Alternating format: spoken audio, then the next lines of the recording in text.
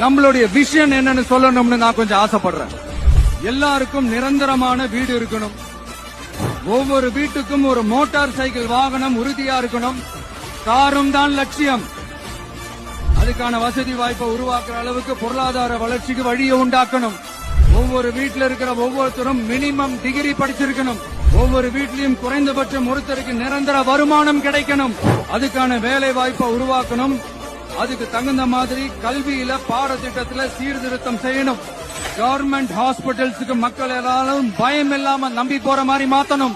பருவமழை காலத்துல ஏற்படுற வெள்ளத்தால ஊரும் சரி, மக்களும் சரி, விவசாயமும் சரி பாதிக்கப்படாம இருக்கணும்.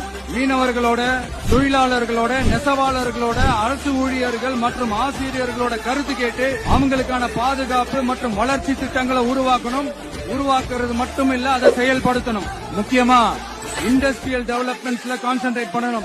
சட்டம் ஒழுங்க ரொம்ப ஸ்ட்ரிக்டா வச்சிருக்கணும். நம்மளுடைய அம்மா, அக்கா, தங்கச்சிகள், அவங்களுடைய பிள்ளைகள், குழந்தைகள் எல்லாருக்கும் பாதுகாப்பு, அதுவும் உண்மையான ஸ்ட்ராங்கான பவர்ஃபுல்லான பாதுகாப்பை உண்டாக்கணும். அண்ணா யூனிவர்சிட்டியில நடந்த அந்த பெண்ணுக்கு நடந்த அந்த பிரச்சனை மாதிரியோ, இல்ல கோவையில நடந்த அந்த கல்லூரி பெண்ணுக்கு நடந்த பிரச்சனை மாதிரியோ அதெல்லாம் நடக்க விடவே கூடாது. நம்ம வீட்டு பெண்கள் ஸ்ட்ராங்கா, பயமே இல்லாம தைரியமா இருக்கணும்.